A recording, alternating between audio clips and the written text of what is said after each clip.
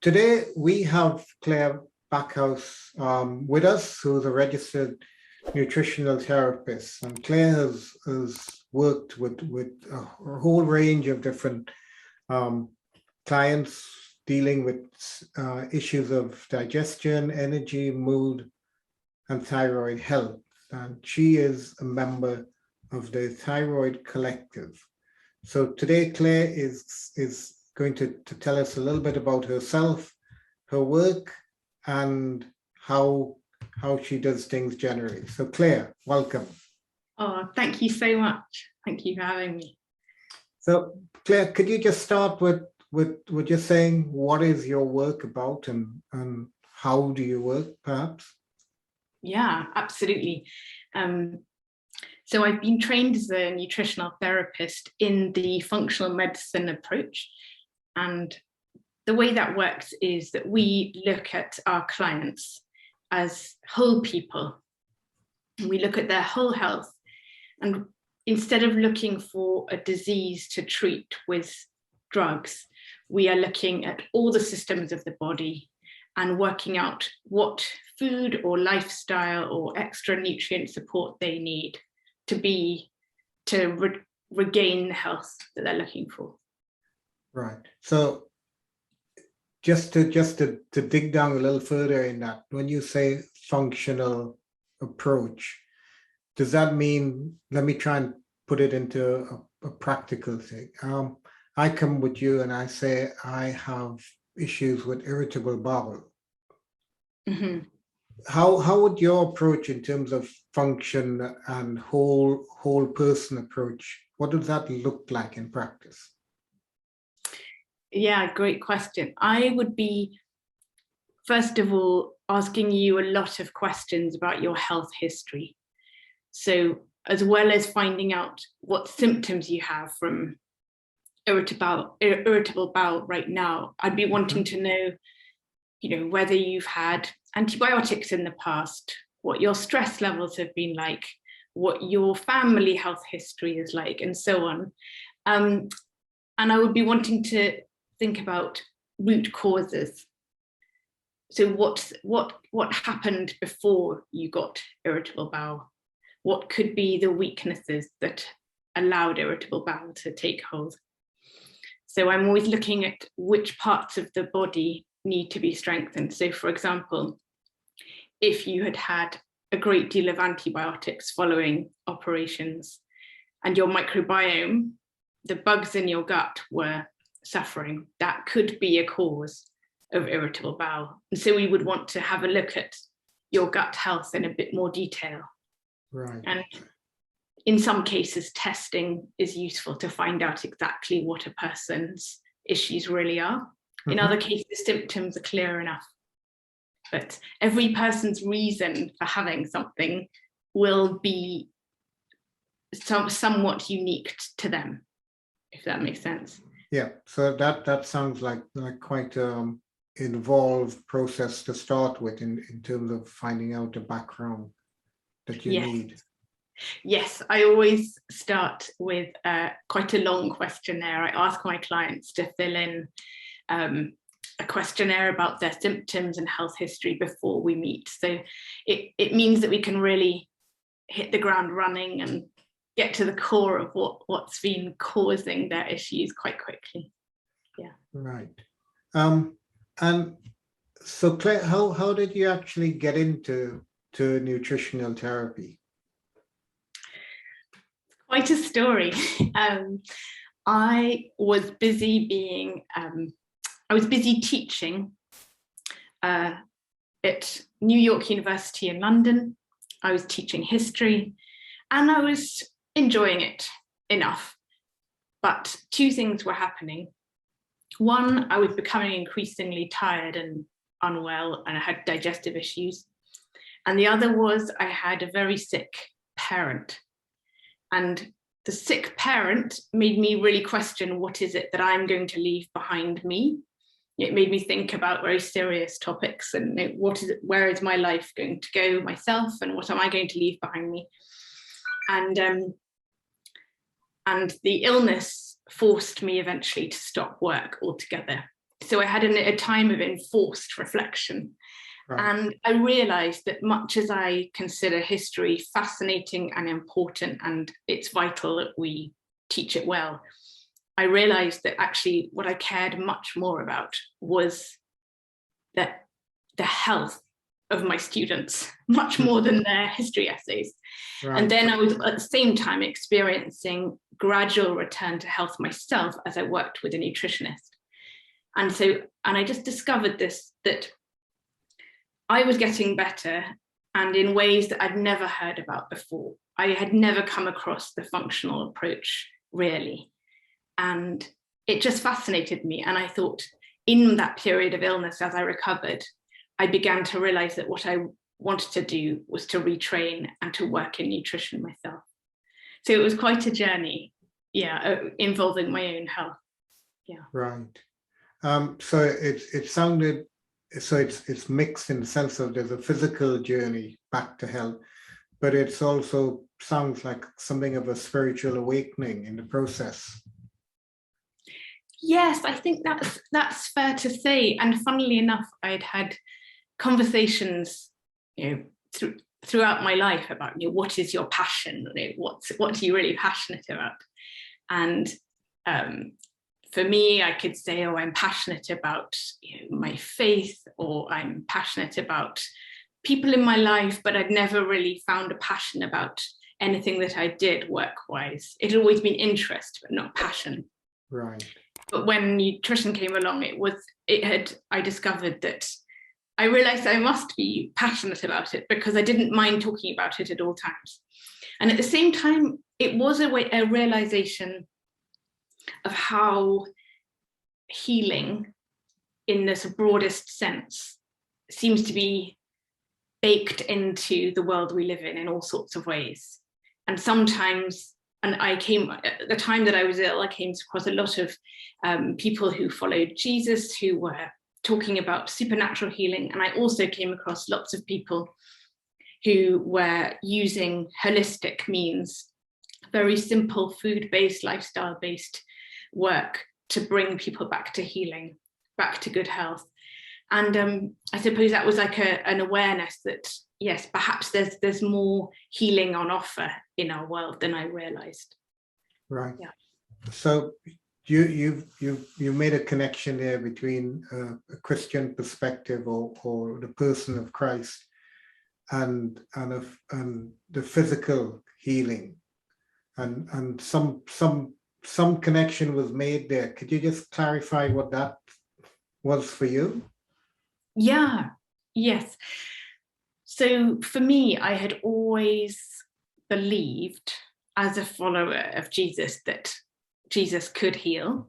Yeah. And I'd come across people who had experienced very dramatic healings.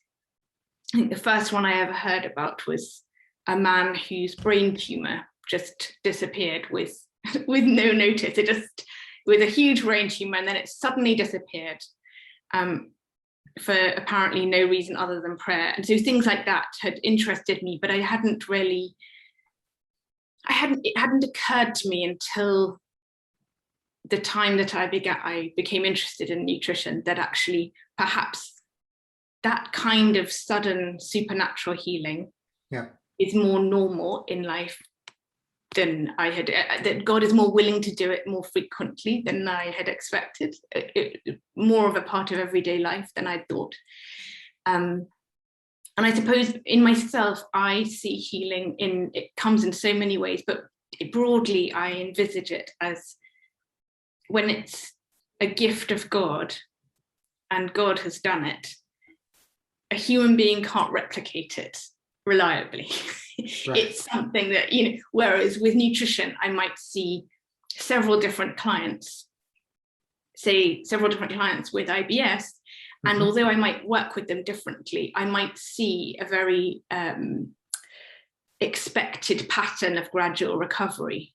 But I don't necessarily, I might ask God for help with that, but there is a very different thing when God does an unrepeatable supernatural healing. And I suppose I found myself excited by both, that sometimes God seems to heal suddenly, and other times he'll heal gradually. And I suppose one thing that someone said to me when I was quite ill, which helped me enormously, was God always seems to want to draw community together when healing takes place. So rather than just me going off quietly by myself and praying a prayer and getting healed, so often, whether it's supernatural, sudden healing, or it's gradual, more natural healing, so often God wants to draw people into community to get that healing from him. Yeah. By community, are you specifically referring to community of believers or non-believers or mixture? Or how do you see that?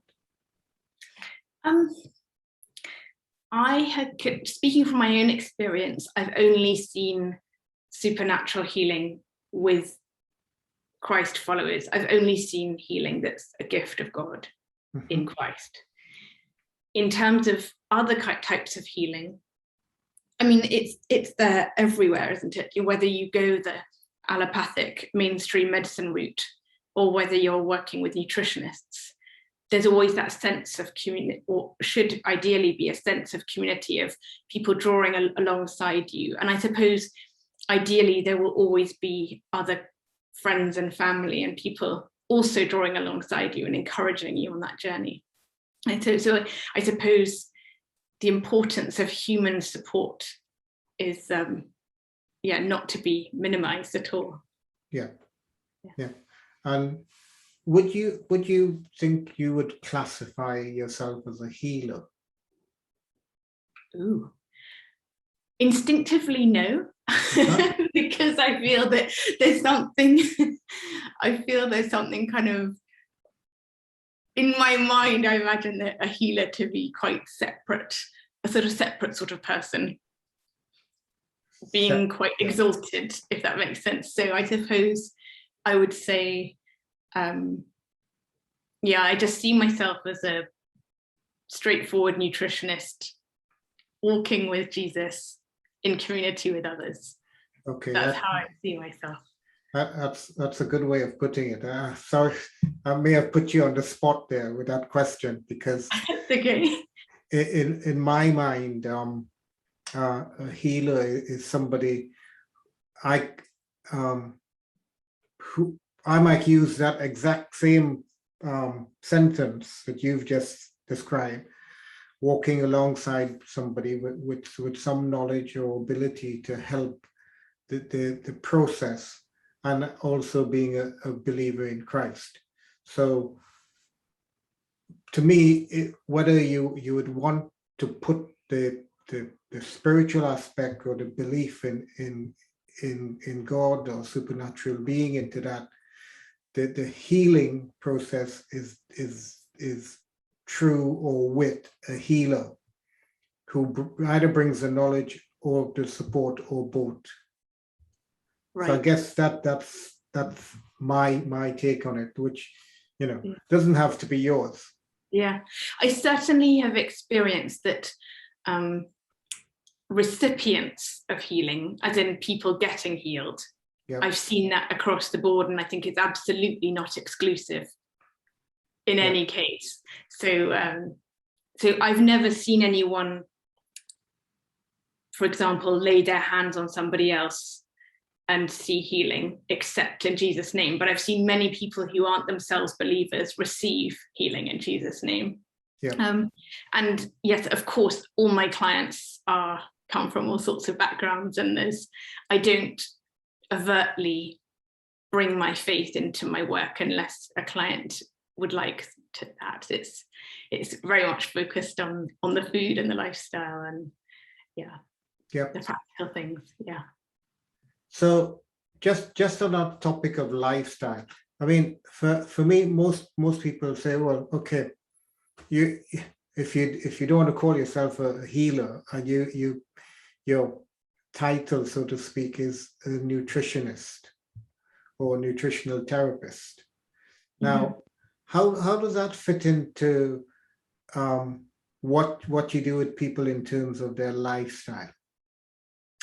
Yes, good question.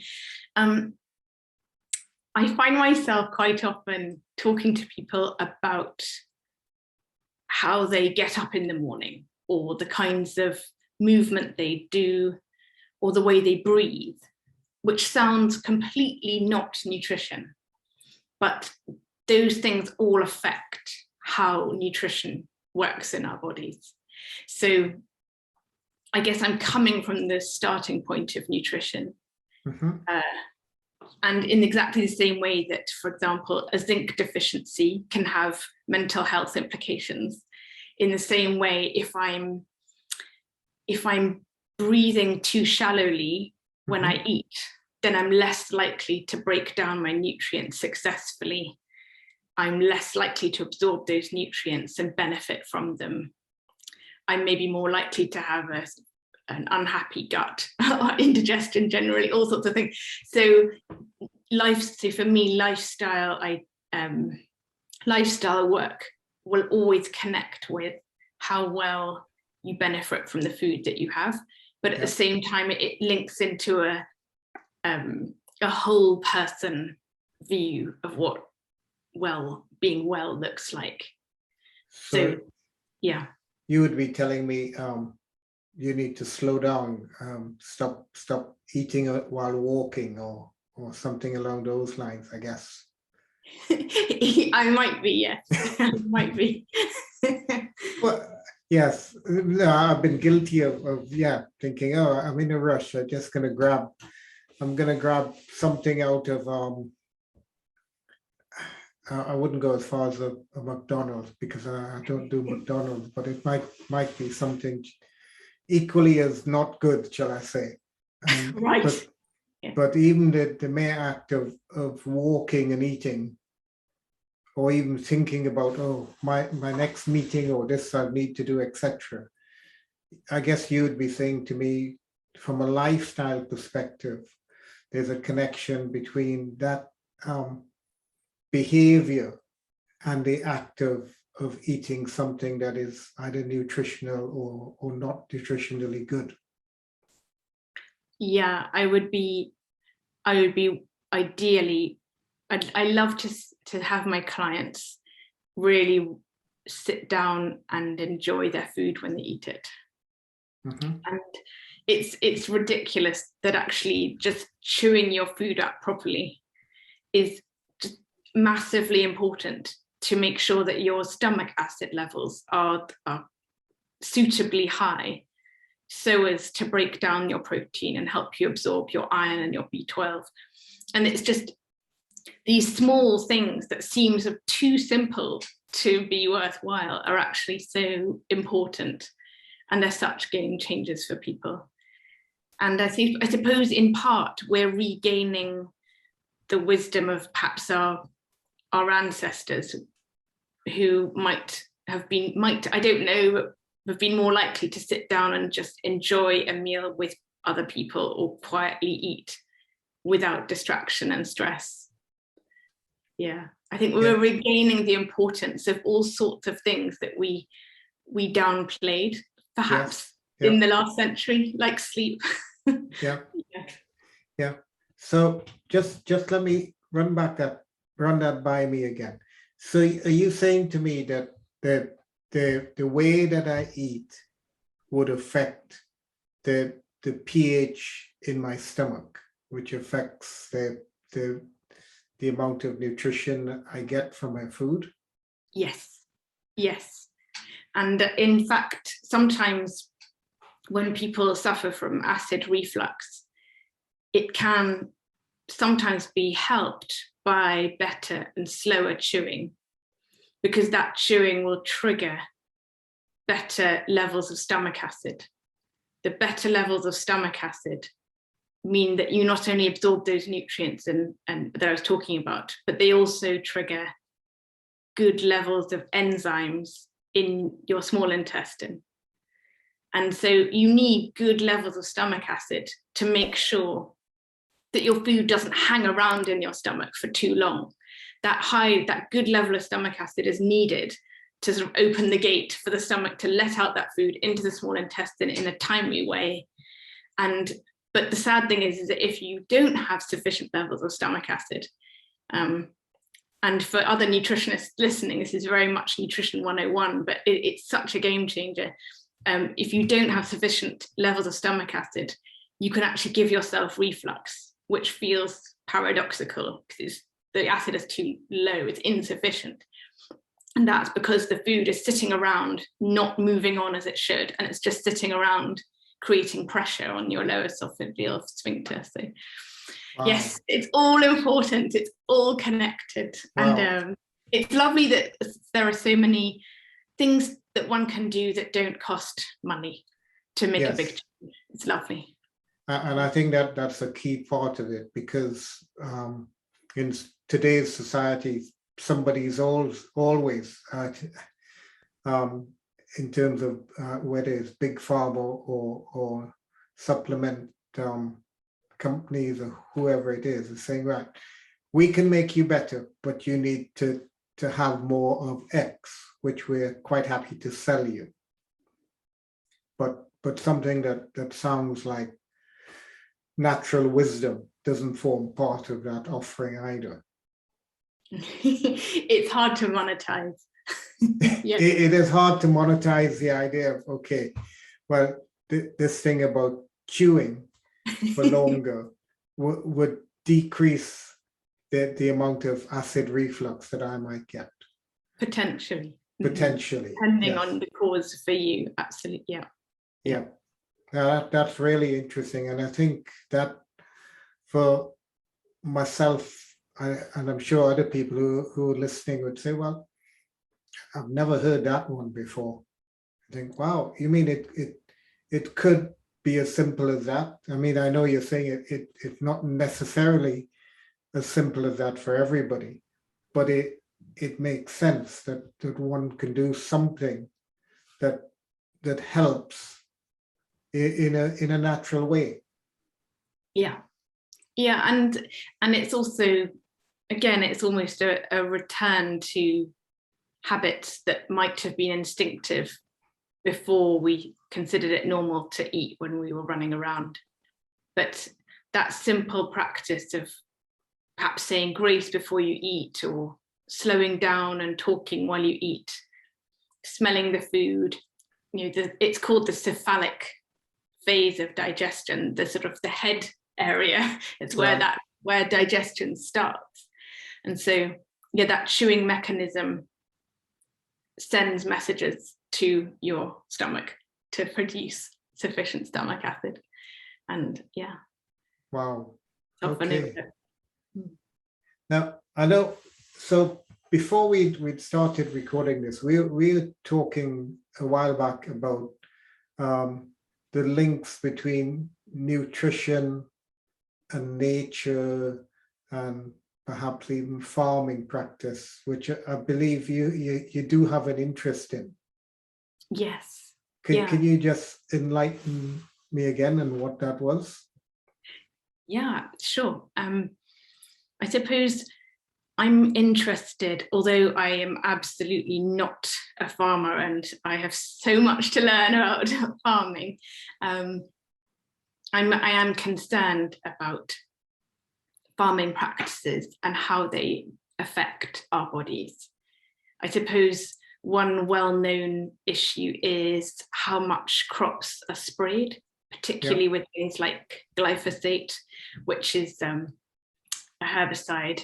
And so something like glyphosate will not only bind to beneficial metals and potentially prevent us from absorbing useful trace elements like magnesium, for example, but it can also disrupt our microbiome, because glyphosate was considered to be safe for humans because I forget the particular thing that humans are missing, which was considered to make glyphosate safe for us.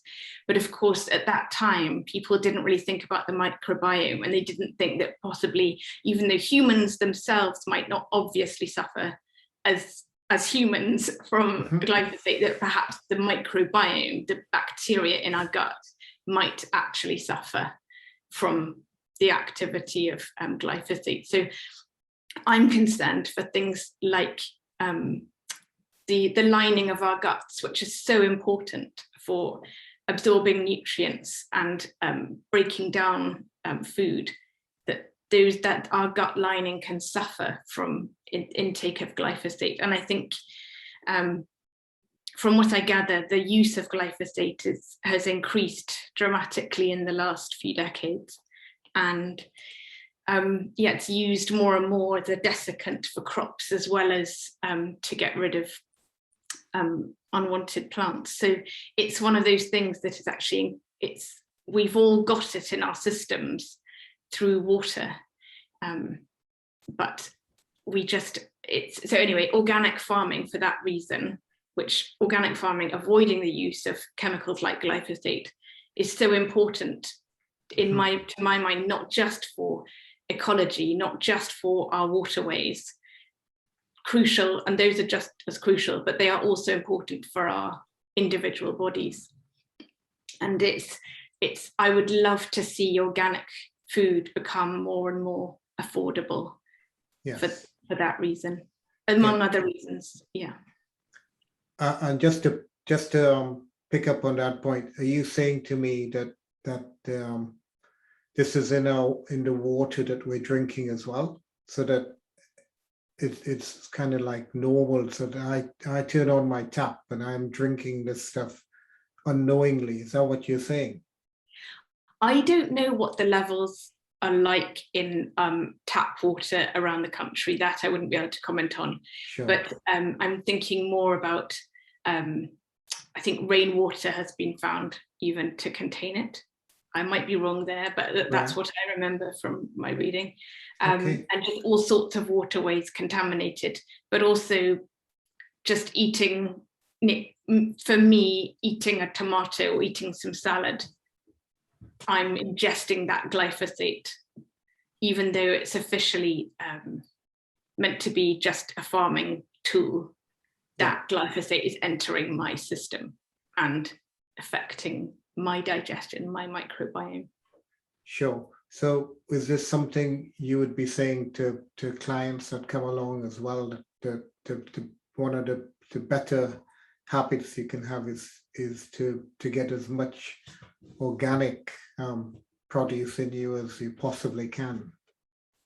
Yes, I would. I'm very conscious of people's budgets, and yes. And so there will be cases where I might suggest, look, if you can only have a few things organic, these would be the better things. So things like animal products are a great idea if you can have them organic. Also grains, particularly wheat, which are very heavily sprayed. But there's also a very useful, if you go, I think it's the Environmental Working Group will show you, or there are various websites that'll show you the clean 15 and the dirty dozen, which shows you fruit and vegetables that are the most susceptible to unhealthy sprays, and the fruits and vegetables that are the least susceptible, so that even if you don't buy them organic, it won't be as harmful for you. So for example, I think an avocado that's not organic is less of a problem than, say, a tomato, that sort of thing. Right. Oh, that's really interesting. It's a useful thing. If you can't afford to have an entirely organic diet, sometimes you can just be aware of the things that are most likely to contain the highest levels of that's we I'm sure we will put a link on to the podcast for this on the clean 15 and the dirty dozen. Yeah, wow. That's a useful rule of that. It's quite, you can find it in a lot of places. It's a very well-known idea, but in terms of chemicals and looking up what's in what, the Environmental Working Group is a great resource as well, their website. Excellent. But I think there's also the issue of nutrients and the fact that when you have, so I've just talked about glyphosate, which is a herbicide, but when you're using chemical fertilizers, you're creating in the plants that you grow a dependence on the fertilizer over and against a dependence on mycorrhizal fungi that that live in the earth and help to supply nutrients to that plant. So the sad thing is that it looks as though organic food is, I say it's wonderful, organic food is better, it's just annoying there's not more organic food. So with non-organic food, if it's been sprayed with a lot of chemical fertilizer, it will have taken on that nitrogen and the fertilizer for its use, but possibly at the expense of absorbing useful trace minerals from the soil that it might have relied on if it hadn't been sprayed with the fertilizer. And I suppose these mycorrhizal fungi, which link plants under the soil and supply nutrients, they're becoming more and more understood. And I think I'm excited when farmers choose to go organic. Yeah. It's a wonderful thing ecologically, but I'm excited about the way that they are potentially supplying more nutritious food with better trace minerals to their customers. So just to clarify that, because that's one that I don't know if many people would know of, that phrase microphile fungi. Sorry, I can't even pronounce it. No. Mycorrhizal fungi. Mycorrhizal fungi. Are we talking about the mushroom family then? Yeah, it is. This is a kind of a mushroom, basically, that lives almost invisibly in the soil. And what's amazing about mycorrhizal fungi is that it also helps to hold the soil together. It's important in soil health itself. So in healthy soil, so this is why I'm interested in things like regenerative farming, that are interested in building up the health of soil rather than massive output at whatever cost. Because when you're building up the health of soil, you're ensuring that that land can be harvested for future generations, and you're creating soil that will offer better nutrients in the present. So it's a huge deal, and I don't envy farmers and all the decisions they're having to make, and I'm in awe of anyone who does that work. And I suppose in an ideal world, would be seeing a lot more organic farming across the world, especially regenerative and paying attention to soil health. So I guess this to me sort of ties in with what you started this conversation earlier on with, in terms of legacy or leaving something behind that's of value, and passion and all of that sort of stuff, that if I was a farmer and I was to take on board what you're saying, I may not financially get as much reward, because you're saying my crop yield might be less, but it would last a longer time. I suppose from my perspective, you would be conserving soil health for future generations. Right. So ensuring that the soil doesn't, because I guess poor soil will wash off more easily into rivers, and it will have less nutrients. There'll be less fungi there helping to connect plants under the ground. And I'm very conscious that anyone who really knows this stuff will recognize that what I'm saying is very basic, but sure, it's so important. And I think that is, I suppose you could call it legacy farming, really, because in some parts of particularly Canada and the United States, the soils are just blowing away in the wind. And that is a dangerous thing. But to leave a healthy soil for the future is, gosh, that would be an amazing thing to leave. Yes, definitely.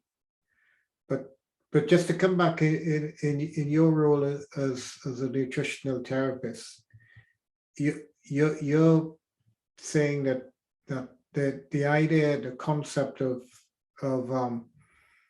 plants that are produced organically are more reliant on a natural process, and therefore would benefit people who are eating them because they're higher nutritional value. Yes. Yeah. Wow. So if you've got plants that aren't wholly relying on a spray fertilizer, they are putting down their roots into the soil and they're sending out sort of carbohydrates into the soil, which they swap with the mycorrhizal fungi for nutrients.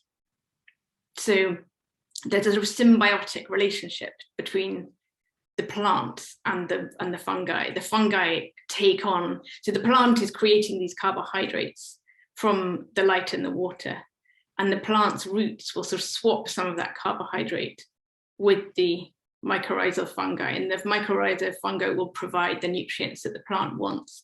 And apparently the plant can tweak its output of carbohydrates in order to get the nutrients that it wants, which I find it extraordinary. So if the plant needs more, I don't know, chromium or some quite trace metal, or zinc or calcium or something like this, apparently they can adjust their output of carbohydrates so that they get the feedback that they want from the mycorrhizal fungi.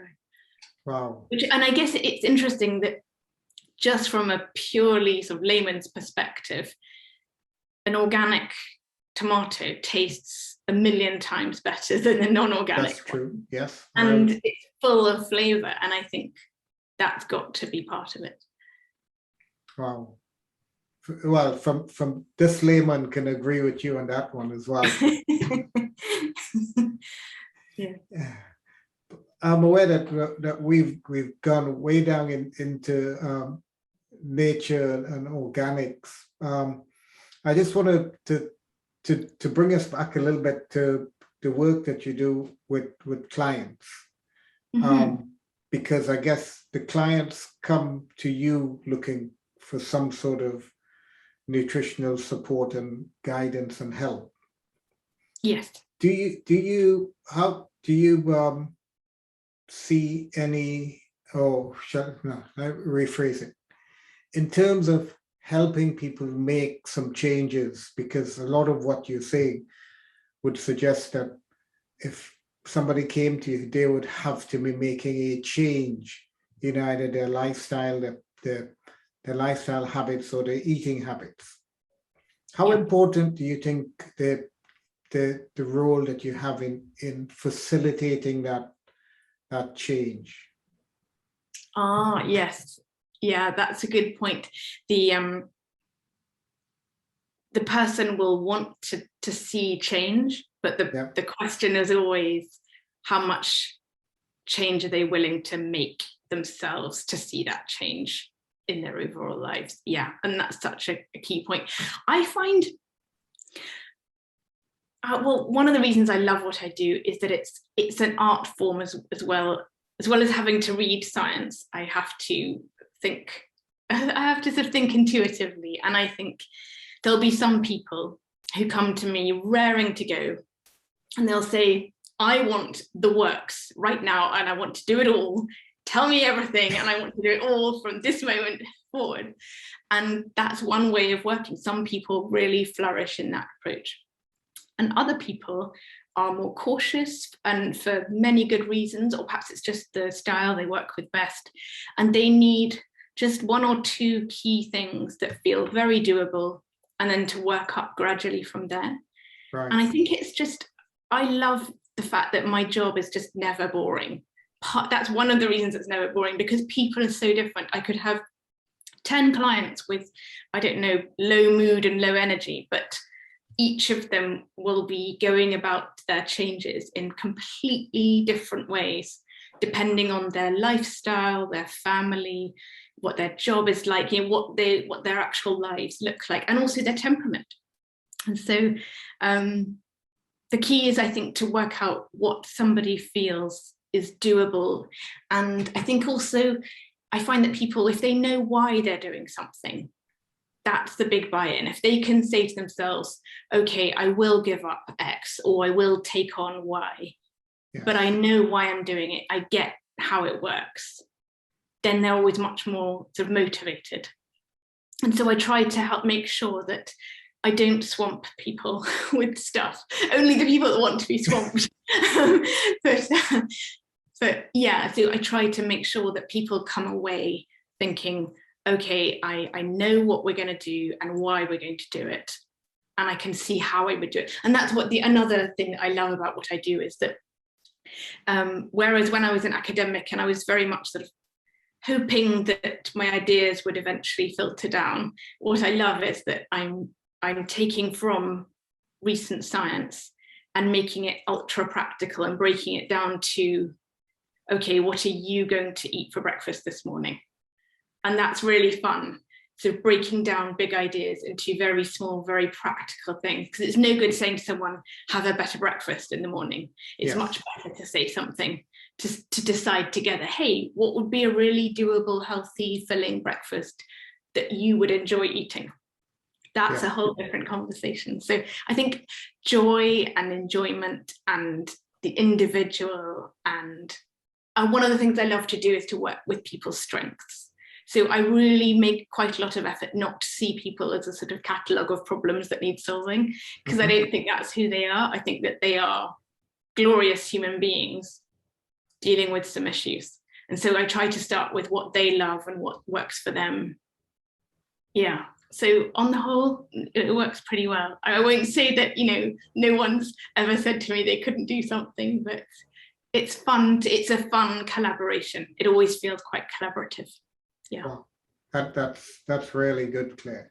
But I do have to say to you, I love biscuits. What are you going to do to help me now? Oh, I'm afraid you're a lost cause. I knew it, rejected it yet again. That's funny. No, but I guess you do that. That is a practical sort of thing that you would come across somebody saying, well, I love biscuits, I'd love to get it up, but I can't.